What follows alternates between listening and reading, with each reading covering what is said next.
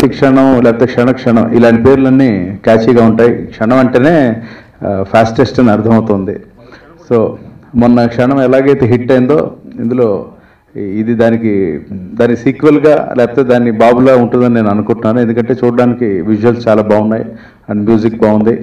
And Mallikarjuna Reddy గారిని అభినందిస్తున్నాను మంచి ప్రాజెక్ట్ టేకప్ చేసినందుకు. అలాగే టీం అందరినీ once again all the best. 18th అంటున్నారు, హార్డ్లీ 10 days ఉంది. డెఫినెట్లీ రైట్ టైం అది. This is the best time to release. నాకు తెలిసి కంటెంట్ బాగుంటే ఎదురుగా పెద్ద సినిమాలున్నా డోంట్ వరీ, థియేటర్స్ దొరికేదాకా కనుక మీకు ఇక్కడ రామ్ సత్యనారాయణ గారు ఉన్నారు. You will take care of that. Wish the whole team all the best. నిర్మాత గారి ఆలోచన నిజంగా ప్రతి క్షణం ఏమవుతుందన్న ఆలోచనలో ఉంది picture. I think it is great success అవుతుందని ఆలోచిస్తూ మన మల్లికార్జున రెడ్డి గారు ఇండస్ట్రియలిస్ట్. ఆయన సినిమా పర్సన్ కాదు.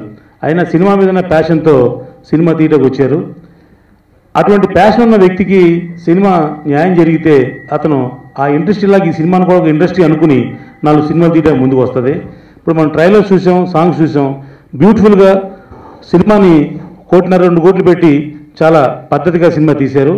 ఈ సినిమా నేను ట్రైలర్ చూసినా చాలా ఆనందపడ్డా. ఎందుకంటే ఒక గొప్ప పెద్ద సినిమాకు ఉండవలసిన టెక్నికల్ వాల్యూస్ దాంట్లో ఉన్నాయి. ఒక కెమెరా కానివ్వండి, ఒక రీరికార్డింగ్ కానివ్వండి, అవన్నీ చాలా బాగున్నాయి.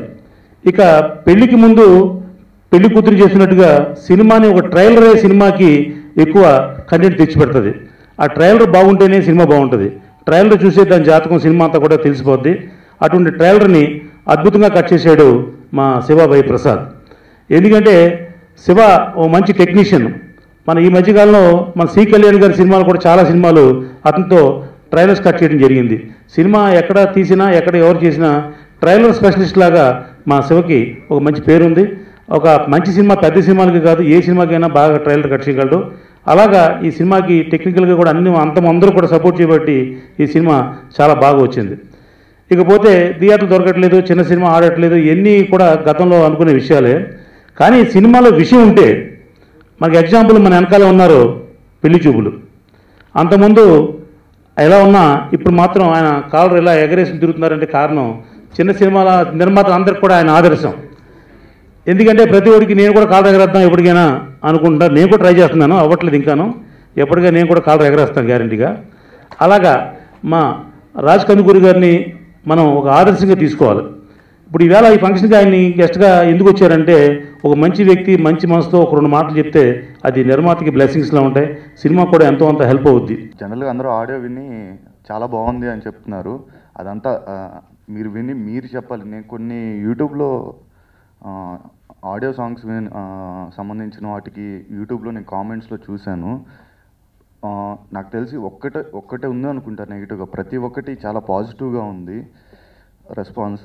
అలాగే విన్నని వాళ్ళు కూడా మళ్ళీ వినండి ప్లీజ్.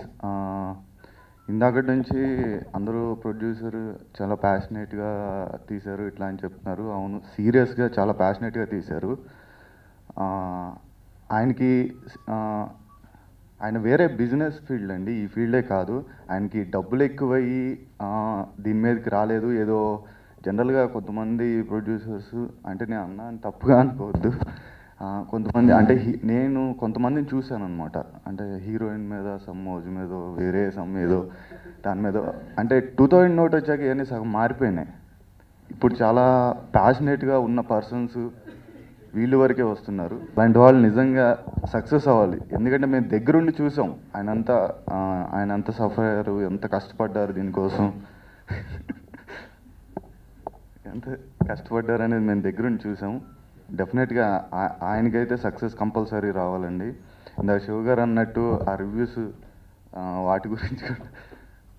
వాటి గురించి కూడా ఒక్కసారి ఆలోచించండి. అండ్ డెఫినెట్గా ఈ మూవీ హిట్ అవుతుందని చెప్పి నేను మనస్ఫూర్తిగా అనుకుంటున్నాను. ఎందుకంటే ఇది ఒక థ్రిల్లర్ సబ్జెక్ట్ అండి. ఇప్పటి వరకు వచ్చిన థ్రిల్లర్ మూవీస్లో డెఫినెట్గా ఇది ఒక టాప్ పొజిషన్లో ఉంటుందని చెప్పి నేను అనుకుంటున్నాను. అండ్ అలాగే అందరూ చూసి సక్సెస్ చేయాలని చెప్పి నేను మనస్ఫూర్తిగా అనుకుంటున్నాను. 18th మీ ముందుకు వస్తున్నాం. Thank you so much. Mallikarjuna Reddy గారికి దాదాపుగా అంటే తను చేస్తున్నటువంటి వ్యాపారానికి డిఫరెంట్గా ఈ యొక్క సినిమా ఇండస్ట్రీని ఎంచుకోవడం జరిగింది. మరి ఇలాంటి సినిమా తప్పకుండా విజయవంతమైనప్పుడు తప్పకుండా ఇంకా 4 సినిమాలు చేయడానికి అవకాశం ఉంటుంది. మరి అదేవిధంగా నలుగురికి అవకాశం ఇవ్వడానికి కూడా వీలుంటుందని చెప్పేసి ఈ సినిమా తప్పకుండా విజయం సాధించాలని చెప్పేసి వారి టోటల్ ఎంటైర్ యూనిట్ అందరికి కూడా బెస్ట్ ఆఫ్ లక్. ఇప్పుడున్న సిచ్యువేషన్లో వేరే ప్రొడ్యూసర్ అయితే నాకు తెలిసినంత వరకు రిలీజ్ కూడా ఆపేసేవాళ్ళు. ఎందుకంటే సక్సెస్ఫుల్గా అతను తీసిన డబ్బులు కన్నడలో వచ్చేసాయి అండ్ చాలు, ఈ సినిమా పక్కన పెట్టినా కానీ పెద్ద లాస్ లేదు. బట్ పని చేసిన మా కోసం, ఆర్టిస్టుల కోసం వచ్చినా పోయినా నేను రిలీజ్ చేస్తానని ముందుకు వచ్చాను sir. For that I'm appreciating him. And at the same time ప్రస్తుతం మనకున్న పరిస్థితుల్లో ఇలాంటి ప్యాషన్ ఉన్న చిన్న ప్రొడ్యూసర్ని సేవ్ చేయాలి సార్. అది ఎస్పెషల్లీ మీ రివ్యూ రాసే వాళ్ళ మీదే డిపెండ్ అయ్యి ఉంది. ఐఎమ్ డ్యామ్ ష్యూర్ మీకు చాలా పవర్ ఉందండి.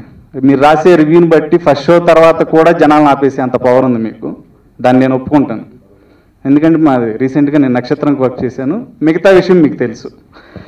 కాకపోతే ఒక్క 1 వీక్ టైం ఇవ్వండి. ఎందుకంటే యాజ్ ఏ టెక్నీషియన్గా నాకు కానీ ఆర్టిస్టులకు కానీ నేను ఇప్పుడు నక్షత్రం తర్వాత కూడా 3 సినిమాలు కమిట్ అయ్యానండి.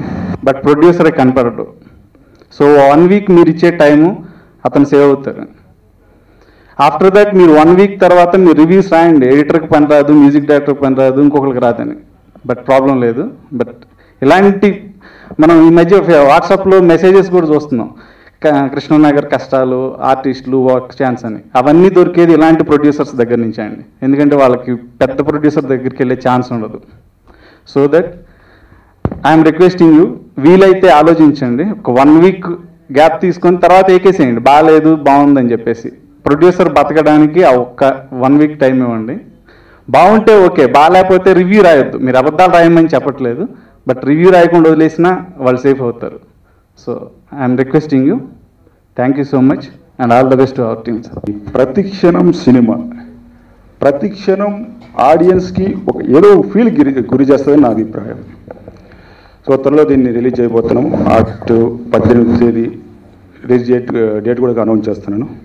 Thank you very much. నా కెరియర్ స్టార్టింగ్లోనే ఇట్లాంటి మంచి ఫిలింకి మ్యూజిక్ చేసే అవకాశం వచ్చింది. అన్ని డిఫరెంట్ సాంగ్స్ చేసే ఇది వచ్చింది. అండ్ మెయిన్లీ అన్ని మెలోడీసే ఉన్నాయి, మీరు విన్నారు ఇందాక. అండ్ దానికి టోటలీ కాంట్రాస్ట్గా ఉన్న విజువల్స్ అంతా ఇట్స్ థ్రిల్లర్ మూవీ కాబట్టి రీ రికార్డింగ్కి చాలా స్కోప్ ఉండింది. అండ్ నా బెస్ట్ ట్రై చేశాను. అండ్ మీరు అందరూ తప్పకుండా మూవీ చూసి 18th రోజు రిలీజ్ అవుతుంది, ఆదరిస్తారని కోరుకుంటున్నాను. కోపం వచ్చినప్పుడు దానిని కంట్రోల్ చేసుకోవడం చెప్పినంత తేలికేం కాదు. అయితే దీన్ని కంట్రోల్ చేసుకోకపోతే మనం మనకు తెలియకుండానే ఎన్నో పొరపాట్లు చేసి కొత్త తలనొప్పులను తెచ్చుకోవాల్సి వస్తుంది. కోపంగా ఉన్నప్పుడు ఎక్కువగా మాట్లాడకుండా ఉంటే మంచిది. మౌనం అనేది కొన్ని సందర్భాల్లో ఒక పవర్ఫుల్ వెపన్లా పనిచేస్తుంది. కోపం వస్తే కొందరు ఆ కోపాన్ని వారి భాగస్వామిపై చూపిస్తూ ఉంటారు. ఇలా చేయడం వల్ల వివాహ సంబంధాలు దెబ్బతింటూ ఉంటాయి. ఆ తర్వాత ఎంత పశ్చాత్తాపడినా ప్రయోజనం ఉండదు. అందువల్ల అటువంటి సమయంలో వీలైనంత వరకు